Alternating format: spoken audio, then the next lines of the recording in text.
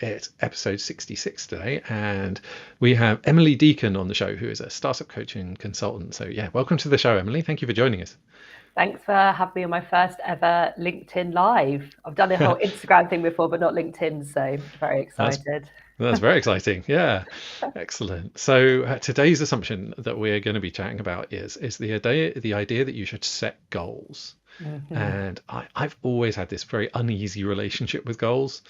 I know they're useful for guiding action, and there's so many people telling you must do it, and if you don't, you're never going to succeed or achieve anything.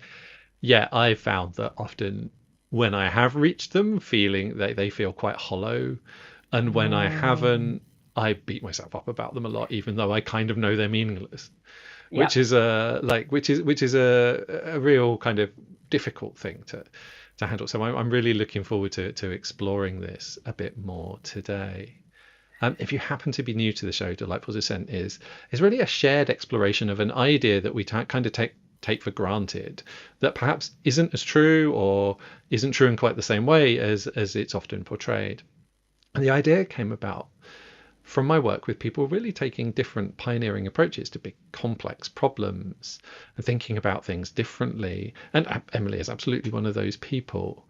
And I found that we often found these kind of weird hidden barriers that are in these deeper assumptions, these kind of things that lie below the surface level. And I really wanted to challenge some of those and bring them to the surface and see how true they were. So I hope the show gives you specific ideas that can help you in your professional life and or your personal life. But perhaps more importantly, I hope it can give you ideas about how you can go out there and challenge assumptions yourself. Because I would like this to be something that happens all the time, that everyone does. That's just a normal part of what we do.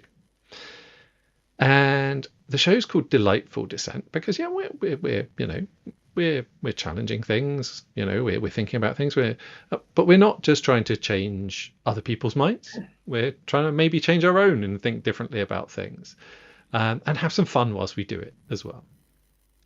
The show is genuinely live, so please do bear with us if there are any technical issues or any interruptions. And please be aware that there might be perhaps some difficult or challenging topics. In today's episode, I think the most likely things are going to be around the climate crisis and its consequences, and perhaps the limits of our control and agency. And also, please do be warned that there may be strong language. So if that's an issue for you, then just know that it's a possibility. There aren't any perfect answers here. This is about exploring, it's about asking questions of yourself, of other people, and of us. So if you are watching live, then please do comment and share any questions, and we can bring them in and mention them live on the show, answer them live on the show. If you're listening to or watching the recording, then we'll be sharing contact details for both of us at the end of the show, and they're also available in the show notes. So, yeah, I first we first met, I think, through the Inspiration Space and the Low Carbon Accelerator, didn't we? Yes. Which was so that was run by former guest and friend of the show, Liana Fricker, as well. So if you haven't checked out her episode yet and you're watching, then please do check that out afterwards as well, because it's a really good one. And so yeah, Emily and I chatted, and I was really struck by your kind of grounded, practical, even dare I say it, fun approach to big complex topics, and to things that are often really serious and worrying, and particularly the environment issues. So I really wanted to share that with the audience a little bit. So yeah, thank you very much for joining us. And could you tell me maybe a little bit about your work and who you like to work with, please? Sure. So what I really boil it down to is I'm really happy to work with good people doing good things. Where the environment piece comes in is that my core work at the moment is really working with these founders, these trailblazers, the leaders of startups who through their work and their mission are really trying and are already having such a positive impact in the climate space. I'm one of these people that really believes that in business for good, and that businesses, although of course the profit chasing and the big businesses who shall not be named got us into this mess in the first place, I do think it's going to be the good guys as such that get us out of it. And the example I always use is that if you think we how influential businesses can be, is if you think these things, these phones that we are stuck to all of the time, right?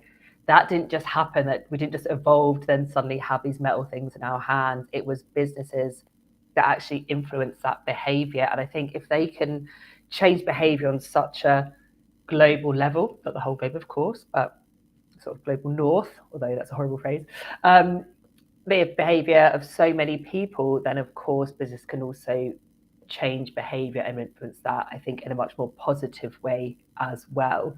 And it is just so amazing work with predominantly kind of young people who really, really give a shit about something and about something really important, and who are just putting most of their time and energy into it. So yeah, I work with them across kind of both personal and more typical business coaching. And actually, before we just started, you said, "Oh, so you're a business coaching consultant," and I realised that I had a sort of weird ickiness about calling myself a business coach.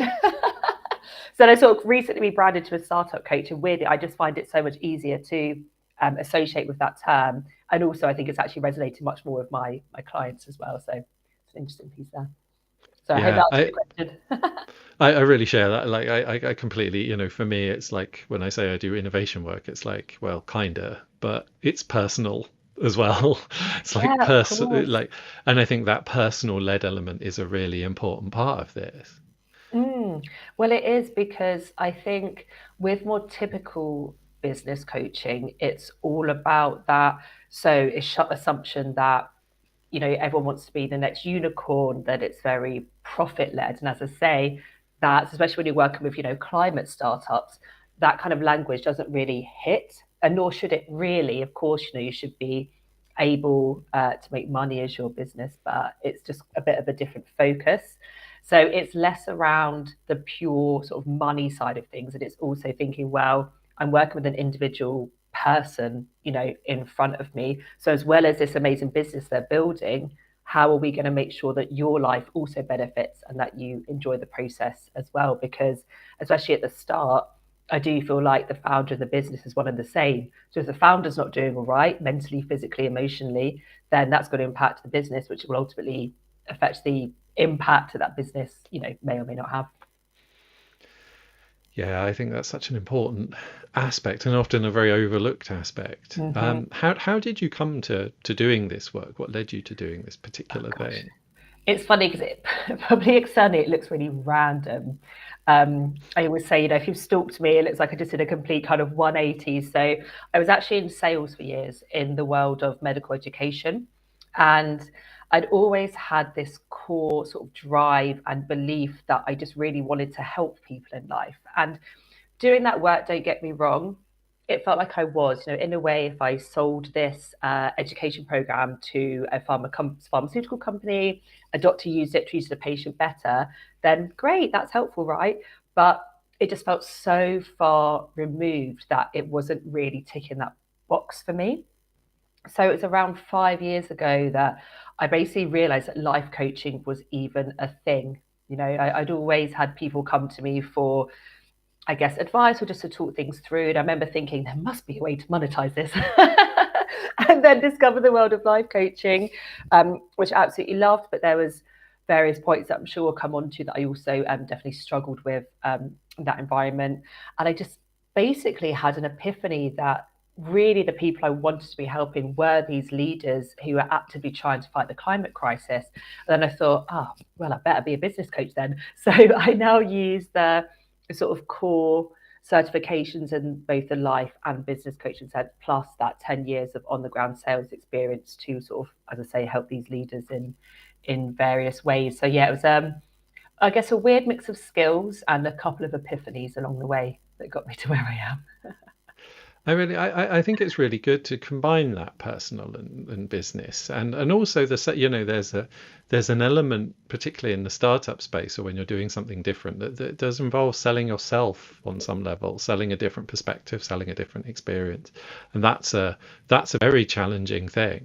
That's a Mm. deeply personal, very vulnerable often thing to do, and I think and not something we're trained to do or taught to do by any other experience. So I think it's really important because that's how we speak about what matters. And I think that does lead us really quite neatly to the assumption, actually, this idea of like, that we should set goals, Mm. that it's there's something, yeah, there's so much in this to pick apart, but I want to start with really understanding. So, what does the phrase? How does it show up for you? Where do you see this, and what does that make you think and feel? So I realized that I really had a problem with the word goal from the start of my life coaching career because it's used all the time. It's in one of the core models. It's about what goal you want, and we always talk about SMART goals and this specificity. And I realized, I just thought, oh, that just irks me a bit. And I couldn't really fathom why for a while. And actually, it links to what you said at the very start. So I did a post, I think it was about kind of the New Year's goals at the start of the year. And something that really resonated with folks was I said that goals, sort of used incorrectly, are just another yardstick to beat yourself with. Because if you don't then achieve a certain, I don't know what number of clients, or a marathon in a certain time or whatever, if you really quantify it that much, then you just look back and see failure. And I think we're missing the key part here, which is goals should be directional, right? They should, it's helpful to know which direction you're going in, the kind of how you generally maybe want your life to look, not forever, because things change. But I think the way we look at goals is probably too inflexibly, that's not a word, without enough flexibility um, involved in them. And there's also going to be things that aren't really within our control that actually lead to the end result. So the piece we miss is actually that goal setting is really around who is that person you become while striving for it, as opposed to what is this thing you want to get. As you mentioned just now, you felt a kind of hollowness almost when you reached it. And that just kind of speaks volumes about the fact that it's not about getting the thing. I feel like, especially if it's something material, buying that car, buying that whatever, having that much money, you get there and then suddenly you're just then on to the next thing right away. You don't always feel really, what's the word, like you've got a lot from it. So that's Yeah, and I even managed to beat myself up about not celebrating goals. yeah, So it's like, so it's not only to like, so you kind of lose each way, and then you're like, well, this feels hollow, but I should be celebrating and I should be yeah, happy. So now I feel bad that I don't feel this way. yeah, yeah, exactly. So funny. There's multiple ways to beat yourself up. There's so many ways, there's infinite ways to kind of to kind of pick on yourself around this, and I think it just sets this up. I think that's so often the way that we're taught to set goals, and for me, one of the really interesting things in my own experience, and a lot of people I speak to, is that they've learned to pretty much separate the stuff that they do for that they find intrinsically rewarding and interesting from the stuff that they feel accepted for or externally rewarded for or paid for. And that's a really miserable way to live, actually. But and you're always kind of, you can never be, it's always permanently kind of uncomfortable in a lot of ways. But it's the way that we're invited to, and I feel like a lot of this set goals is, it kind of leads to some of that. And I have a really big problem with how little we think about which goals we set. Mm, It's like this idea that they're kind of self-evident and obvious. It's like, for me, if we're doing meaningful work that's going to change the way things are going to operate, actually a lot of the work is figuring out what those goals are. mm-hmm. And if we're just like choosing random goals and being like, oh, it doesn't really matter, and then we're being really down on ourselves, or possibly the people that we work with as well, Mm. around meeting those goals. I think that's a real problem. It really becomes counterproductive. It can pull us in the wrong direction because we're just like, actually, why? How does that relate to what we're trying to achieve? Again, and it's something I pulled out again, I think maybe last week on LinkedIn, was around, are your goals really yours? Because I think from a societal and business perspective, we are almost told what should be important. I used the unicorn example earlier. Not every startup is meant to be a unicorn, and actually I don't think that's a very helpful yardstick anyway, because it's sort of lots of implosions on themselves at the moment in the sort of wider market. And also we're just generally, we absorb so much stuff, so much crap, to be honest, from what our parents think, what our peers think, what our colleagues think, the society at large, that I think it's really worth everyone questioning why they're setting a certain goal, what they want to feel because of it as well. So if they just want to feel maybe, say, normal or accepted, that might be an insinuation that actually that's not really your goal. You might be doing that kind of for someone else, or that's someone else's sort of influence on you. And I think it's really important just to understand what you as an individual actually wants, from this life, from this business, and to not just get swept up in what is seen as the supposed, say, gold standard, or someone else's yardstick. Making sure that you're measuring versus yourself as opposed to versus someone else. And I think with regards to social media and things, I think that's heightened this comparison, and we're almost being told what we should value, and often it's things that are quite materialistic.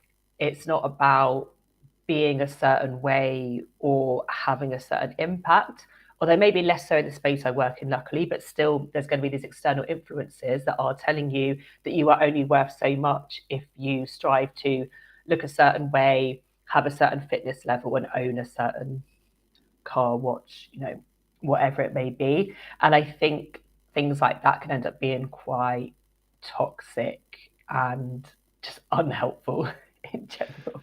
Yeah, I completely agree, and you make me think that actually, I think in general we're kind of attuned to spot the stuff where that message is about entirely external material things now. Mm-hmm. We're reasonably good at realizing that's the thing. But I think there's something slightly more subtle and just as, if not more, kind of pernicious about this stuff about how we change us Mm. um, towards this kind of thing. You make me think, and I work, in the around the neurodiversity work. An awful lot of neurodivergent people pick up compulsive behavior as a way of kind of handling the pressure. But very often that compulsive behavior isn't classical addiction. It's compulsive good behavior. And one of the big ones is compulsive self-improvement. And so like that can be, this idea of kind of pushing yourself, measuring yourself and your progress and your whatever.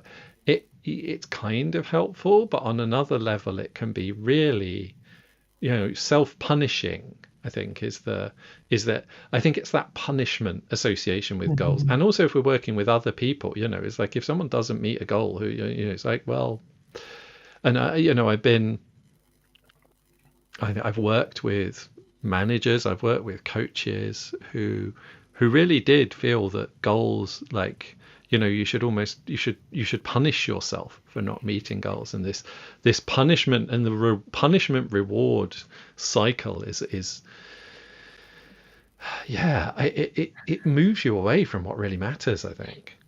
Yeah, it's, you literally pick up on something I hated from the life coaching world. And if, especially as I was more involved in the kind of Instagram scene when I was sort of trying to make the life coaching the sort of thing before I thankfully had my epiphany. And it's like everyone was just kind of saying the same stuff, dare I say. And they were getting mixed up with motivational speakers. And something that I cannot stand is this approach of, if you don't do this, then you're a lazy piece of shit. If you don't get up at 5 a.m. and dedicate all your time to work and blah, blah, blah, you're going to fail, blah, blah, blah. Only the people that like eat, sleep, breathe, work are going to succeed, and all this really toxic stuff. And it was hard enough for someone who is pretty much healthy, neurotypical, I think. And it's hard enough for me to hear that and not feel like an absolute bag of crap. And excuse me for keep swearing. That's, And I I think thought, it's well worse, right? I think it's a really, exactly. yeah, I think It's it's infuriating. I thought, but how about, and obviously you know this well better than me, but people who are neurodivergent, who have to listen to that. I've got friends with chronic illnesses who struggle sometimes, who are, my age, fairly young, struggling to even be able to get, say, the tube into work at rush hour, things like that. And how must they feel if they're just also fed this kind of rhetoric? And it also just removes any kind of individualization of the person. It just assumes that it's a one size fits all approach. We're all the same, and it's this magic formula. And it's how, frankly, these kind of what they called, I saw a video called the Contrepreneur, like the con the con artist entrepreneurs who try and sell you some kind of set magic formula system, and that, oh, if it actually doesn't work for you, then that's on you. That's because you're a crap lazy person. And I just realized I was constantly absorbing all this stuff, and I was just really wanted to rebel against it from the start. It's never really sat well with me. And I think there's a difference between giving advice and framing it in the sense of, okay, this is what's worked for me in the past, whether it's sales, whether it's personal stuff, to being like, no, you have to do this, otherwise you will fail, and it's on you if you do fail. So yeah, completely understand, and I'm consistently irked by that, as are my other life coach friends. I do wonder how achievable for anyone these things actually are. I think this is one of the things, one of the tricks almost. Is like, did you follow, each of these very precise 82 steps that are almost impossible to follow? Yeah. Then it's on you, and the fact that it didn't work, even though it was never going to work, is your fault, and therefore I'll keep the large fee that you paid me for this particular seminar. And it's like it's very grifty. It's very like, it is a con on some level. It's like it feels like, and none of these people seem to be they're not followable even for the people who are sharing them, who are living Mm-hmm. them. And this is one of the really big things, I think, for me, is like, is the person talking about it, are they working to this? Are they achieving this? Do these goals actually work? And can they demonstrate that they've done them and do them? Because they very rarely can. No. If they, I think that's one of the things that's like, well, actually, and even if they can, it's like, you can't know for sure that it was that action that led to this. I think this is the other thing, is we have, a lot of the goals are like, successful people do this, therefore if you do this you will be successful, Mm-hmm. which doesn't logically follow. Correlation does not imply causation. And that's like, and I see this with, and actually there's the waking up early is a particular thing of mine. So I, like a lot of people with ADHD, I have delayed sleep phase.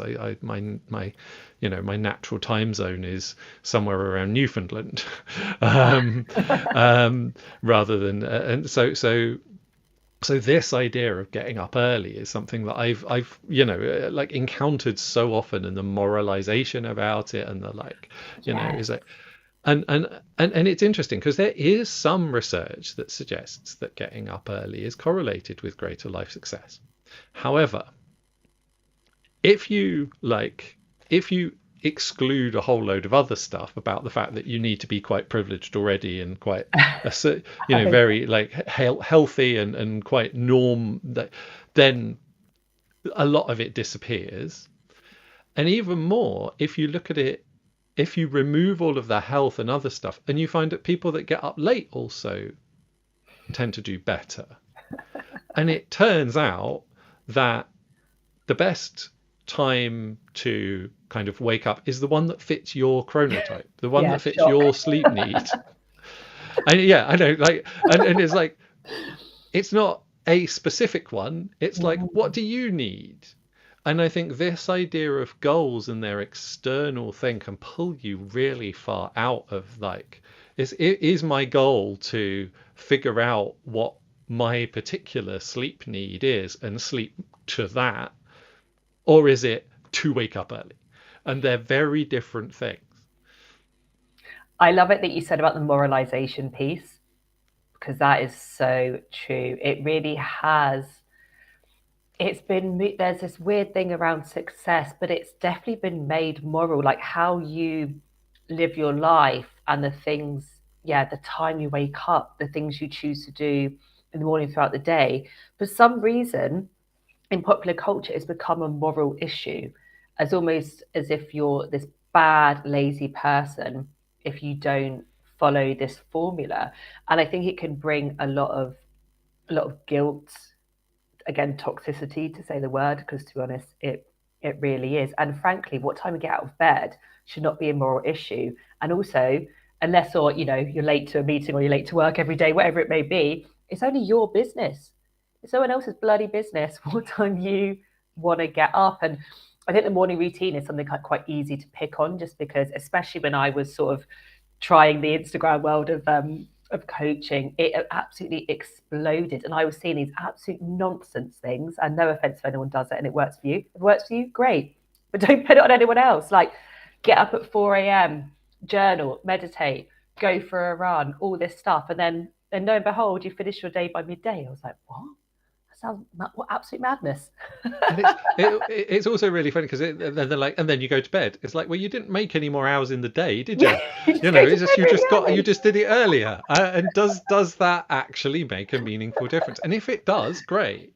But if it Yeah. doesn't, then and for me, one of the big advantages of working slightly later hours, because I shift my hours, is it means I can work with people in North America and South America in to Yeah. their time more, and so I can make connections with people who I wouldn't otherwise be able to do, and that's helpful for what I'm trying to do. Mm, So it's like understanding where the advantages and disadvantages come and how you relate to those much more than like because there are and I think the other thing is like, okay, well, what happened if everyone started doing this? How would what would be the response? Would you get up earlier and earlier? yeah. Is this where we're going with this conversation? Is it 3 like, a.m. okay, everyone's getting up at 5 a.m., so now I need to get up at 4 a.m. Everyone's getting up. Yeah. Eventually, you're getting up really late. That's true. um, Midnight. yeah, exactly. It starts to so like it just becomes a really weird like where's the limit to this? What's your and it's only limited by your need and the relationship to the context. And I think that idea that we just need to be more of a thing Yes. without context, maybe that's this goal of just be like earlier, more, whatever. Yeah. And for me, actually, that more in particular relates to doing things that aren't actually going to be we're not going to be able to continue doing that we can't that Mm. become more and more ridiculous and to carbon emissions and to climate change and to other environmentally damaging behaviors is if we keep pushing for more Mm. when the carrying capacity of the system can't deliver that, well, and that includes how we're pushing ourselves. Yeah. It's like growth without consequence, I think, has been the rhetoric in business and also in personal development for a long time now. And as you say, yeah, linking back to the environment, if you don't think about sustainable growth in your business, whatever it may be, then you are just adding to the problem. And I recently ish, well, towards the end of last year, went to a marketing conference for entrepreneurs, right? And it was just all about, of course, like scale, sell more, those marketing tactics. Actually, a lot of them I couldn't bear to watch because I just couldn't stand the speakers because they're just knobs. And where was I going with that? And there was not, sorry, there was nothing. No one mentioned the climate crisis whatsoever.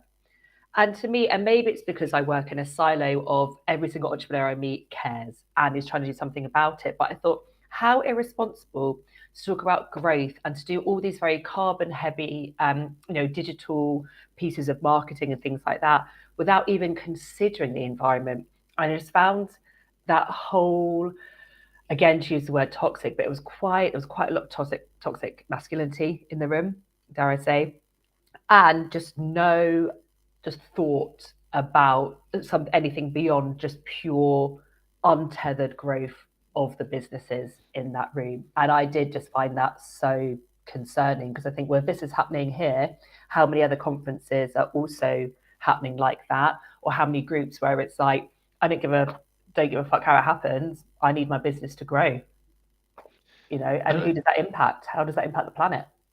and it feels like, I think, that I really like the fact that, I've often thought about growth that can't be sustained in a business context, but actually the idea of personal growth that can't be sustained as well is a really, really interesting one.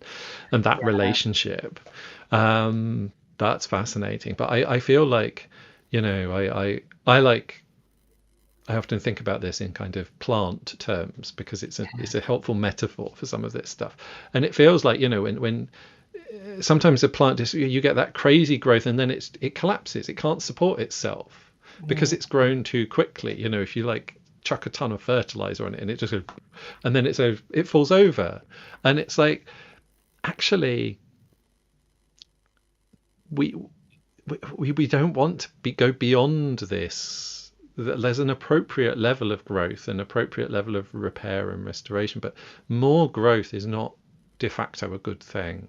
And I Mm-hmm. think, again, it's understanding why. What are we growing towards? Is this a helpful direction and moving in that Yeah. direction?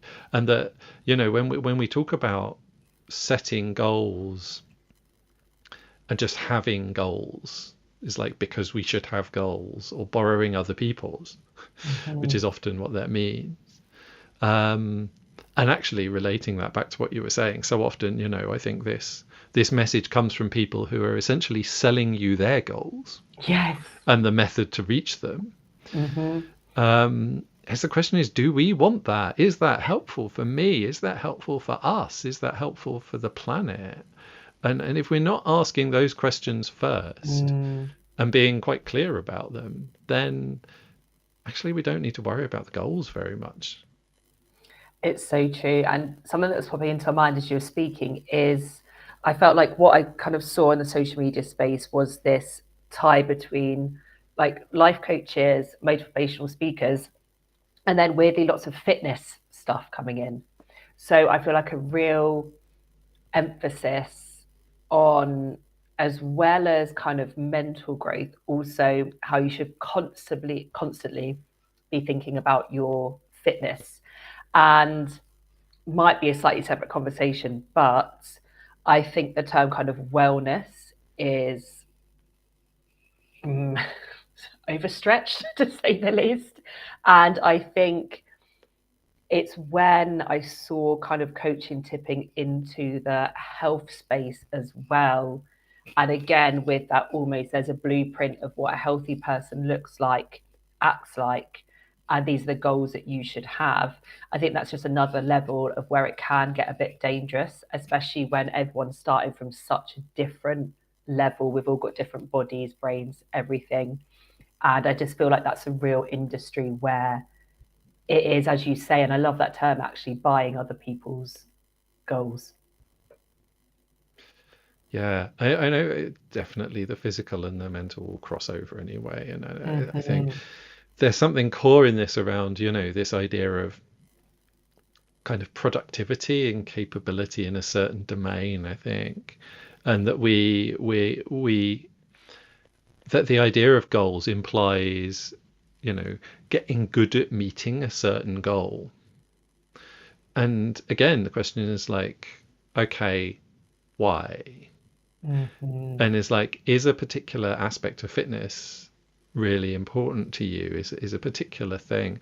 And I think we have this association between a certain sort of productivity, like just being able to create output, Mm-hmm. whatever that output is. It's like just output is good. Yeah. And it relates to the busyness, and it relates to the overproduction, and it relates to all of this. And it kind of, it's a physical manifestation of that. It's like, why do I care about being fit? And there are good reasons to want to maintain a level of fitness and mobility and health. But just being more and more of a particular thing, I Mm-hmm. mean, why? What good does it do anyone actually? And I for me, I have a for me, exercise and mental health are really closely related, Mm-hmm. but that involves not exercising indoors very much. So if I was to spend an hour a day in the gym, Yeah. I I would do myself quite serious harm in all sorts of ways, actually, probably physically as well, because yeah, but certainly mentally. And so this idea of chasing an ideal, um, it's like, and I think maybe it is that, maybe it's that ideal. It's like, Mm. have we got this kind of externalized kind of perfect image of Mm-hmm. us or a business or of our life, and all of these different things, and how much of that is actually our own self, how much of that is really us and Mm-hmm. true and a real expression of us, versus how much of it is external and kind of just because we're told that we should, and that if we don't, we're a failure or we're morally a problem or whatever. Yeah, I love your points around the sort of more and more the ideal and the output because it's definitely all interlinked. And I remember just having a conversation with someone just being like, we're not fucking computers, we're not machines, yet we're treated as such. And I feel like there's probably, it's already definitely roots of that in history, like Industrial Revolution, your time being tied to output, things like that. And then I think gradually capitalism, consumerism, all these kind of things have meant that we're basically taught to think about time as money. That's the phrase, right? Time is money. So we're taught to put a kind of price tag on what we can achieve potentially in the day. And I've noticed that even in, especially now being a solopreneur, the conversations I have with other solopreneur friends tend to be like, oh, didn't get very much done today. Oh, I couldn't really focus today. Then I thought, wait, why should that always be the main focus? Because let's be honest, there's going to be days where we can't focus. Whether you're neurotypical or neurodivergent, you're going to have days where it's much more difficult to just sit down and crack on with stuff. Yet we beat ourselves up for that relentlessly because something we do absorb is that despite us being humans, we should act like machines. And that if you can't get through your to-do list of the day or your 8 hours of work a day after getting up at 5 a.m., then actually maybe you're just not cut out to be a business person, or maybe your market value actually isn't as high as someone else's. And again, I think that's quite dangerous rhetoric that we should always just be constantly thinking about the output, because there's also something, with actually in the process of completing things. And again, that links to this ideal, and I don't even know where that comes from. Probably just millions of posts and like social media posts and even the podcasts we listen to. It does feel like there's a bit of a mass subscription to what the ideal is, and not many people realistically can actually fit that. So where does that leave everyone else feeling? Probably not that great. Whereas if we worked out more what our individual goals, wants, needs, attributes, skills, all of that lovely stuff actually is, it'll probably lead to much happier lives and also just much better direction, both in a personal sense and also in a business sense as well. And I think that this business sense part of it is one of the really big things, as I think people, the message, there's a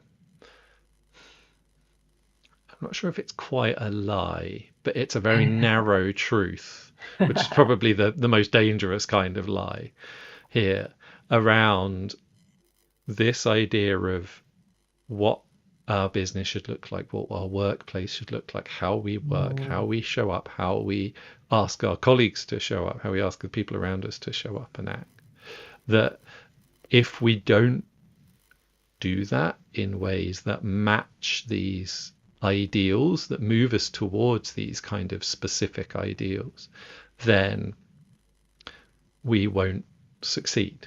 We won't meet our needs. We won't create the change that we want to create. And I feel like actually it's almost the opposite, the reality. You know, the most successful people and businesses I see in what I think of as truly successful, they might not be hyperscale, but they have the biggest impact. They actually have they're the ones that really, and they do it over a long period of time. It's not just a single flash thing, and they change, they develop, they grow to an appropriate level. And I also feel like there's something around this growth of like, and maybe it relates to this stuff that we, on some level, we know we can't sustain it, so we want to get to the end of it. Oh, interesting. You know, it's like I want to kind of get, you know, I want to be done with whatever Power this through. is. Yeah, exactly. There was such an era and it was actually when I worked for a couple of startups.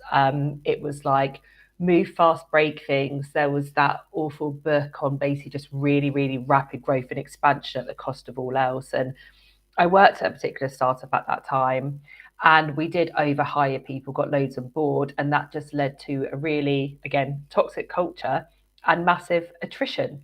And it wasn't sustainable whatsoever. And just think of sustainability in terms of for the business, but also the planet as well, just the burn rate of getting someone on board. And I think there's an estimate, I can't remember where this came from, but basically if you sort of train up an employee and then lose them fairly quickly, you're basically losing around 30 grand. So just think a massive part of sustainability in the world and business sense is around more sort of efficiencies and just less waste generally.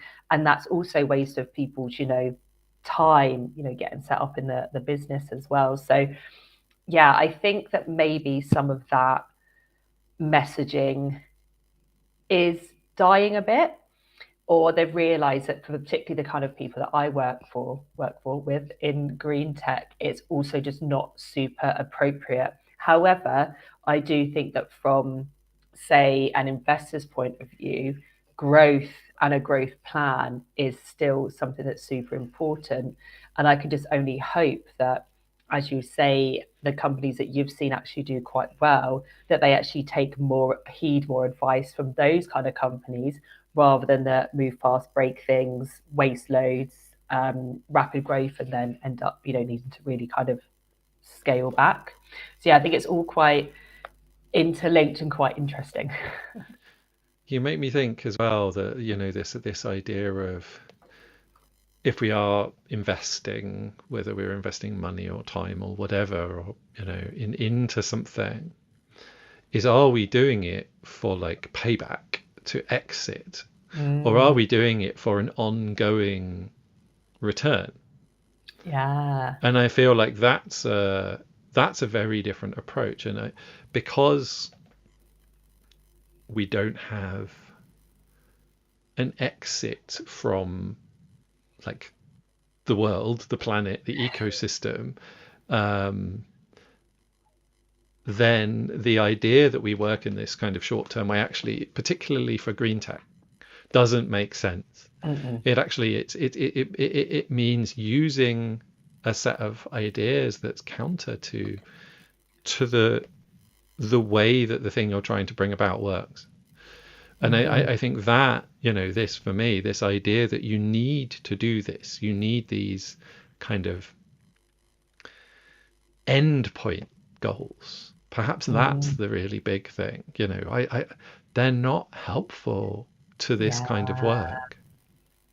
That's a really interesting point, actually. And it just highlights, I think, what a lot of people already know, that it's a slightly broken slash old school system and we're trying to fit in companies that are very disruptive and companies that we need into a system that inherently still relies on return, profit, and exits as the main endpoints rather than impact. And I know that there's plenty of people that probably work in the investing space and even some VCs, whatever it may be, where impact is important. But the sense I get, and albeit I haven't obviously tried to raise myself up from what I've heard, is that it's still about the business plan, the ROI, and things like that. And it just feels a bit off that there are these companies that are, yeah, they need to make money for themselves, their happiness, and also to have that impact. But the overall, how's it really going to help change our planet for the better? I feel like if that was a priority, the businesses or the way the system works would look very, very different. Because instead of being about like, oh, are you a D2C maybe that can get loads of customers on board, or actually is this thing going to really, really have an impact on people, planet, animals, all of it? Yeah, and I do feel, this also touches on some of the other stuff around like, are you actually being able to use business and our work as a vehicle for meaningful change? And I think, when we think about investing or building, kind of doing this side of things, is it feels like quite a strange thing to do on some level, to make a whole load of money from really abstractive, potentially harmful industry, and then give a lot of it to charity, which is Yeah. actually effectively what quite a lot of people do. Instead, this idea that actually, well, why could we not have enough of both? Mm-hmm. And I think this idea of goals, this idea of particularly like maxing out goals and stretch goals, and like, great, is that there is actually, you can actually do enough. And actually, perhaps for me, part of setting goals is setting goals lower than we think. Oh no. This idea of stretching, but actually, no, when is enough? Mm-hmm. Use it as a limit to know when to stop doing something. That feels like a more useful way to approach this. It reminds me of, I think it's Ricardo Semler, and his work around like the company in Brazil that he took over, and he was like, great, when you've done your stuff for the day, go home. It's Yeah. like, if it's at lunchtime, go home. Oh, I love that. And it's like, it's actually using goals almost like the opposite, as a okay, I've done enough of this, now I can concentrate on something else, Mm. instead of maxing out this one area. Because that's often where the harm, because it's not that these things are bad in themselves, it's that they're bad when we put them ahead of everything else always. Mm-hmm. I'm actually going to steal that question, my clients. What is enough? And I've got another good question that also my friend said that I can steal. So, something that he asks people around goals is, what do you want to be responsible for? And I feel like that's just quite a nice shift, because instead of it being like, what do you want? And I think we tend to think of what do we want to have, this is more around what do you want to be. And I feel like those two questions, what do you want to be responsible for and what does enough look like, are probably much healthier and more helpful ways to actually think about the impact you want to have on your own life, but also hopefully get people thinking about a bit of a wider impact. Again, in a space, and that's what people are doing already. But if we just ask these simple questions of people, maybe not directly in a helping industry, imagine the kinds of things they might actually come up with, and the even wider impact that people may have in their various spheres of influence. I think that responsible question is a really powerful question, particularly for people who are running a business, because Yeah. I've worked with a lot of people who have started off being like individual, like micro businesses, and being quite happy in that, and then followed this idea that you should grow and scale, and then ended up basically administering a large business and not doing anything of what they enjoyed in the first place, and not having the impact that, so like, in the sense of, what if you own a large business, that is a different thing And I think you have to ask yourself, is that something I actually want to do day to day, Mm, be responsible for? Because the things, often when we're thinking about getting something, actually, even if it's an internal thing as well, we have to maintain it. We have to look after it. If we're trying to achieve a level of whatever, business growth, fitness, whatever, mm. we then have to keep doing things to get there. It doesn't end. Yeah, And if we yeah. don't enjoy the things that that involves, first of all, it's not worth the effort. And second of all, we stand a very good chance of trapping ourselves doing something that we really don't like doing. Yeah. I always say that actually, if you don't enjoy the journey, you're not going to involve the destination. And I think in business, it's like, oh, I'll be happy, actually, business and personal life. It's that I'll be happy when. I'll be happy when I've done a sub 4 hour marathon because I'll be fit. I'll be happy when I've reached X number of clients. I'll be happy when I got a partner, had a kid, whatever it may be. And we're basically constantly featuring current our future happiness on certain things that we achieve rather than choosing to kind of enjoy the journey, enjoy the process, be as happy as we can now, fill our days with tasks and things that we generally like doing. We're all going to have some crap, boring things that we don't like doing, but generally fill your days with things like this that you enjoy doing and that are part of the end goal, whatever you decide the end goal may be. As I say, I think it's important to have general intentions, so for me it's intending to work with more as many people as I possibly can and scaling for more of a higher impact as opposed to just on the kind of monetary sense. Just have an idea of what a good year will look like roughly, I think is important, but I'm not hanging my happiness on those things happening. I'm enjoying getting there, and it will be also a really nice way to reflect at the end of the year saying, okay, I kind of wanted these things to happen. Did they? Oh, actually, I decided this was important instead. I allowed for this flexibility, and overall, I enjoyed the year because I enjoyed my days. And I think that's something that we completely miss. You would need to enjoy your days and not just whatever that end thing is, what it looks like. I really like that as I think as a way to frame this. It feels like perhaps then the value of setting goals is less about achieving them, and Mm-hmm. it's more about using them as a test for, like, okay, is this meaningful? Is this Yeah. helpful? Is this what I want? And using it as a way to try that out and be like, okay, yeah, I got what I needed or not, Mm. rather than making the goal the thing that you need. Yeah. So it's like, yeah, it feels like rather than making it about the goals, we're using the goals to do a thing and not worrying about the goals themselves. Yeah, I like that. It's almost, as you say, a test. So like a direction sort of intention and test and a yeah, reflection point. You're right, as opposed to something that you have to do in order for you to be a good person for the year, or whatever you're saying about yourself. And I think that, your warning about, if you're setting goals on the basis that, like, you'll be happy when you reach those and you're not happy now, Mm-hmm. that's a real warning sign. Mm-hmm. I think that's an important, if that's, and because it's so easy to internalize other people's stuff, Yes.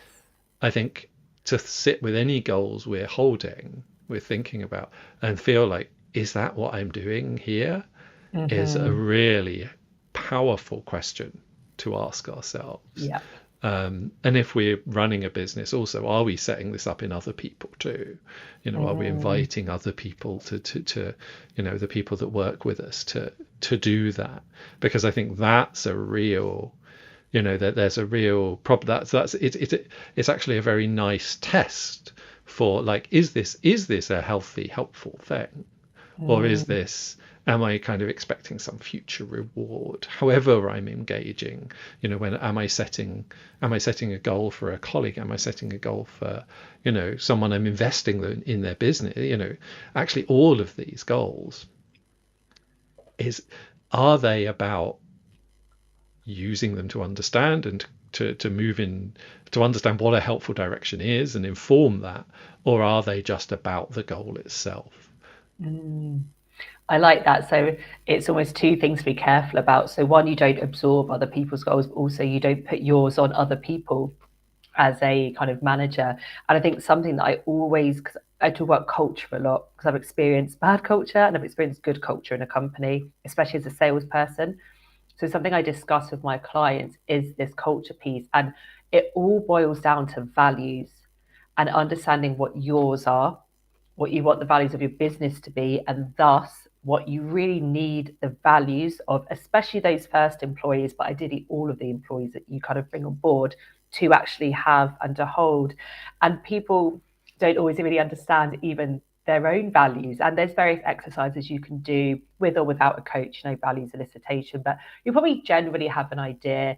If you look at how you spend your time, what you do in your life, that will give a sort of insinuation as to what your values are.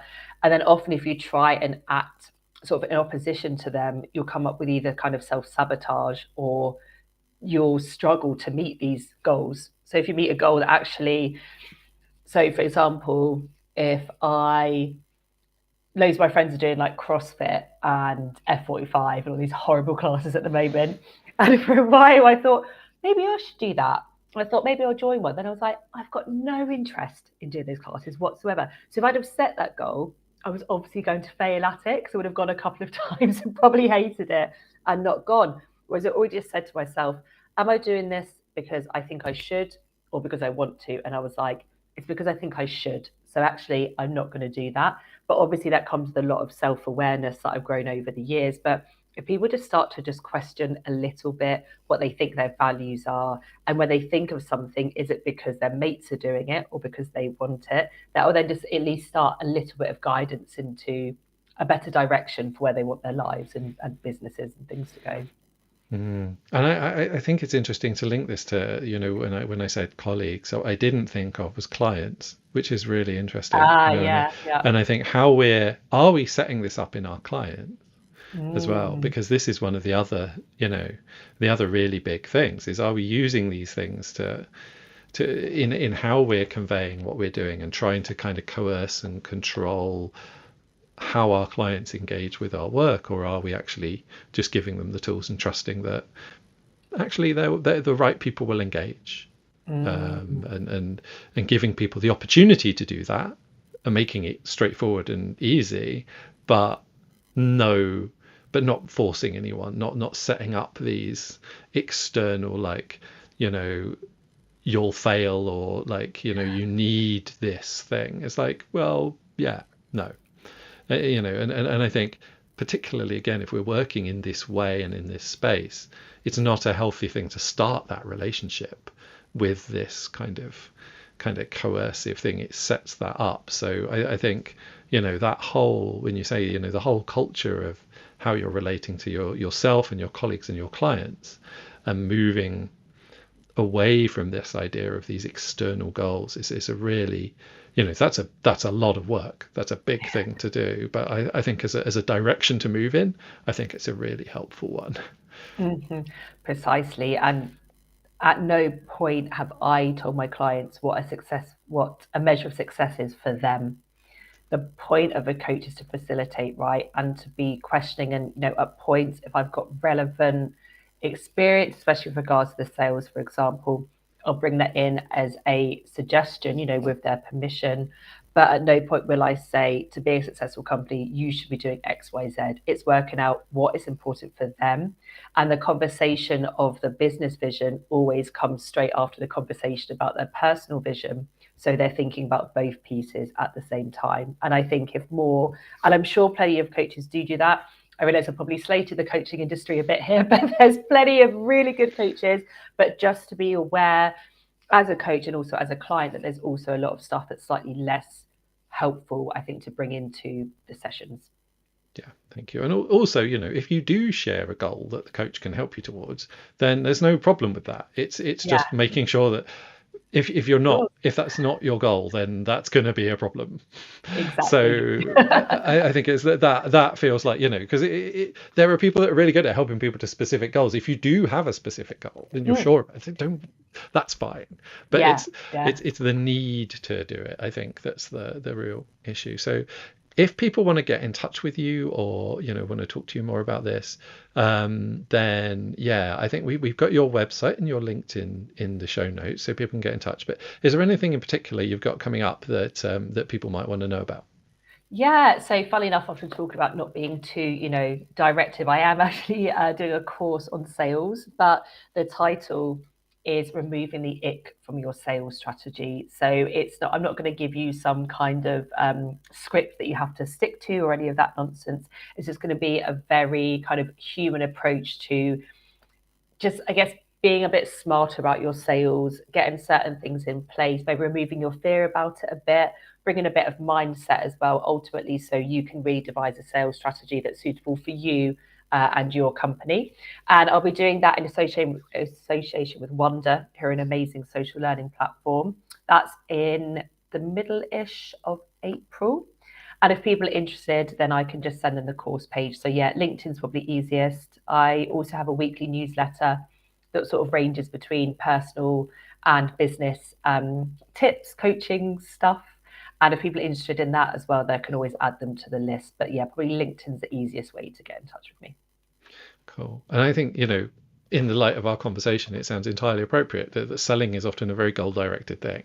Yes. And actually, we're Yeah. thinking about, we're using all of the stuff. It sounds like, all of the stuff we've spoken about, but applied to sales. And, one of the things I found is I really struggled when I started with the whole thing, and I realized it was because I did feel genuinely ick about a lot of the stuff that I was Yes, being told to do, because it was genuinely not. It was really unhelpful.